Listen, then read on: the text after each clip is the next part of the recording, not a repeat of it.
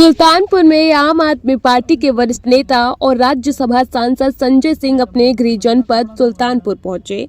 इस दौरान उनका अलग अंदाज देखने को मिला।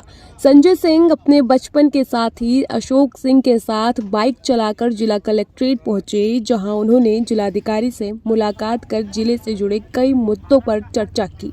इसके बाद मीडिया से बातचीत में उन्होंने राम मंदिर प्रकरण, मुख्यमंत्री योगी आदित्यनाथ के बयान, वायरल हो रहे अटल बिहारी वाजपेयी के कथित बयान और आगामी विधानसभा चुनाव सहित कई विषयों पर अपनी प्रतिक्रिया दी।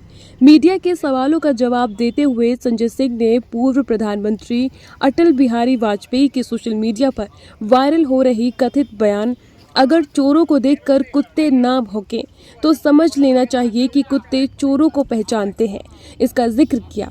उन्होंने कहा कि वर्तमान समय में इस बयान को राम मंदिर में कथित चंदा चोरी के आरोपों के संदर्भ में देखा जा रहा है।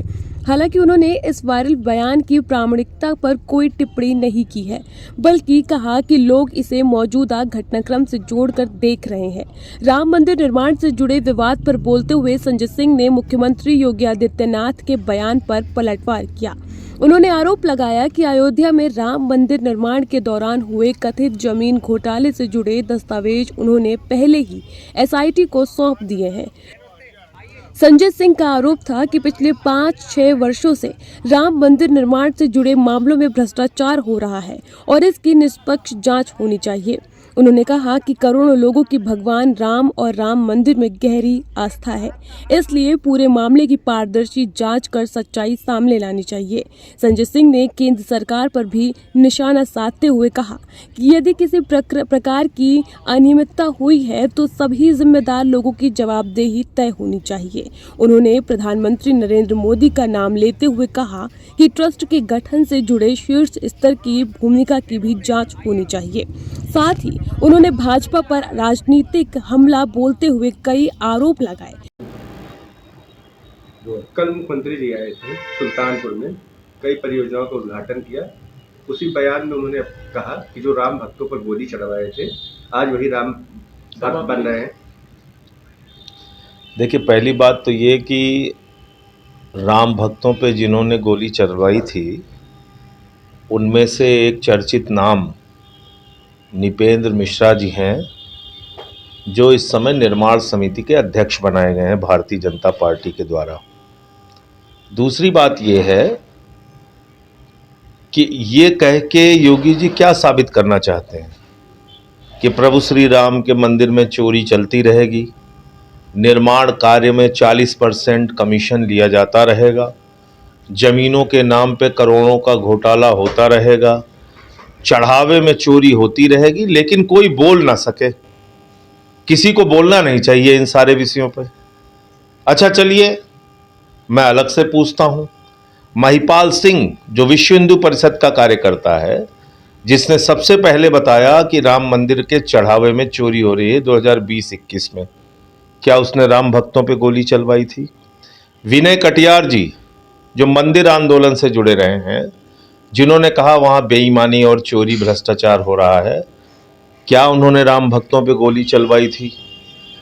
महंत धर्मदास जी, जो राम मंदिर आंदोलन के एक प्रमुख पक्षकार थे, प्रमुख चेहरे थे, क्या उन्होंने राम भक्तों पे गोली चलवाई थी? क्योंकि वो भी कह रहे हैं कि वहां भ्रष्टाचार हुआ है। दीनानाथ वर्मा इंजीनियर, जिसने कहा निर्माण कार्यों में 40% कमीशन अनिल मिश्रा लेता था, क्या उसने भी राम भक्तों पे गोली चलवाई थी, जो कह रहा है कि वहां भ्रष्टाचार हो रहा है? इसके अलावा महंत नित्य गोपाल दास जी, जो ट्रस्ट के अध्यक्ष हैं, उन्होंने कहा वहां चोरी, बेईमानी और भ्रष्टाचार हो रहा है। क्या उन्होंने राम भक्तों पे गोली चलवाई थी? डॉक्टर रजनीश सिंह, जो भारतीय जनता पार्टी का मीडिया प्रभारी है, जिसने शिकायत की सबसे पहले, क्या उसने राम भक्तों पे गोली चलवाई? ये किस प्रकार का तर्क मुख्यमंत्री जी दे रहे हैं? ये तो ऐसे ही लग रहा है कि सारे बेईमानों को, भ्रष्टाचारियों को बचाने की एक कोशिश ऊपर से लेकर नीचे तक चल रही है, क्योंकि प्रधानमंत्री ने ये ट्रस्ट बनाया है, मोदी जी ने, और मोदी के बनाए हुए ट्रस्ट पे योगी को कार्रवाई करने का अधिकार नहीं है। और मुझे लगता है कि उसी हताशा के कारण उन्होंने ये बात बोली। ट्रस्ट के कोषाध्यक्ष गिरी जी ने कहा कि जो है हर महीने वो अपना प्रतिनिधि भेजते थे। कोषाध्यक्ष का दायित्व क्या केवल प्रतिनिधि भेजना है या उसकी देखिए, पहली बात तो ये कि मैं फिर दोहरा रहा हूं कि धर्माचार्यों को इसका जिम्मा देना चाहिए था। प्रभु श्री राम के मंदिर के संचालन में आपको ऐसे लोगों को नहीं रखना चाहिए जो अपना समय नहीं दे सकते, नंबर एक, जो अधिकारी हैं या सरकार के इशारे पे कहीं ना कहीं काम करते हैं। आप मुझे बताइए, कलेक्टर ने सारी चीज़ों को अप्रूव किया है और वो ट्रस्ट का एक्स ऑफिशियो मेंबर है, जो अयोध्या का डीएम है। क्या उसको पता नहीं चला 2 करोड़ की जमीन 18.5 करोड़ में कैसे खरीदी गई? 9 करोड़ की जमीन 55 करोड़ में कैसे खरीदी गई? 1 करोड़ 73 लाख की जमीन 29 करोड़ में कैसे खरीदी गई? नजूल की जमीन 24 करोड़ में कैसे खरीदी गई? ये कलेक्टर को नहीं मालूम था? ये ज्ञानेश कुमार जी जो ट्रस्ट के मेंबर थे उनको नहीं मालूम था, जो 20 से लेकर 24 तक ट्रस्ट के मेंबर रहे? तो इसका मतलब कि जानबूझ के भ्रष्टाचार के ऊपर पर्दा डालने का काम ये सारे लोग किए। जो मोदी और योगी के अधिकारी थे उनको भी सब कुछ मालूम था। बताइए आप। तो इसलिए खाली लीपापोती से काम नहीं चलेगा। अब दूध का दूध पानी का पानी लोगों के सामने भ्रष्टाचार के मामले में हो चुका है, दिख रहा है खुली आंखों से कि किसने क्या भ्रष्टाचार किया है। कार्रवाई के लेवल पे जीरो है मामला। आपने एसआईटी के सामने दस्तावेज भी प्रस्तुत किया था। 13 दस्तावेज दिए थे, आज तक उस पर क्या कार्रवाई हुई मुझे नहीं पता। अभी 13 दस्तावेज और तैयार है जो मैं देना चाहता हूँ। आपने जानकारी लेने की कोशिश की तो क्या बताया गया? उस समय उन्होंने कहा था कि हम इसको जांच के दायरे में लाएंगे, क्योंकि उस समय जब मैंने उनसे पूछा कि आपके मैंडेट में है जमीनों के घोटाले की जांच, तो उन्होंने कहा नहीं, मुझे ऊपर से आदेश लेना पड़ेगा। तब उन्होंने जांच की कि नहीं की मुझे नहीं पता, लेकिन अगर भ्रष्टाचार की जांच कर रहे हैं और एसआईटी बनाई है वो योगी जी ने और कह रहे हैं सीना ठोक के कि जिसके पास जो सबूत है ले जाके दीजिए, तो मैंने तो सबूत दिया है। 13 दस्तावेज और देना चाहता हूँ। और सबूत का क्या है? आपने 40 दिन में 72 बार चोरी पकड़ी है। अगर आप 2000 दिनों के निकालेंगे या 1500-1800 दिनों के सीसीटीवी फुटेज निकालेंगे, आपको तमाम चढ़ावे में चोरी के वीडियो मिल जाएंगे।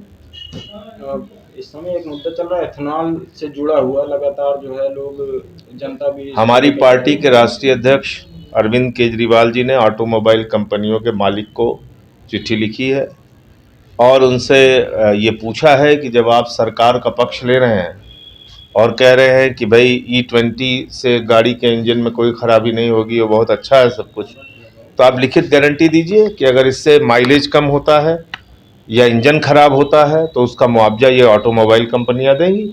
उन्होंने चिट्ठी लिखी है, अब देखिए क्या जवाब देते हैं लोग। Ethanol road and transport minister जो है बात कर रहे हैं। भाई आप रोड एंड ट्रांसपोर्ट मिनिस्टर को ले आते हैं, कभी हरदीप पुरी को ले आते हैं, हर चीज से मोदी जी अनजान हो जाते हैं, भगवान हो जाते हैं। प्रधानमंत्री के फोटो लगे हुए हैं हर पेट्रोल पंप पे एथेनॉल का प्रचार करते हुए। किसी ने आज तक पूछा? देश का प्रधानमंत्री खुद कह रहा है एथेनॉल 20 यूज करने के लिए, उसके प्रचार लगे हुए हैं पेट्रोल पंप के ऊपर। उनकी जिम्मेदारी नहीं है? सांसद जी, एक बयान तेजी से वायरल हो रहा है भारत रत्न स्वर्गीय अटल बिहारी वाजपेयी का, क्या कहना है? वो मैंने आज ट्वीट किया है, उसको दोहराना ठीक नहीं है।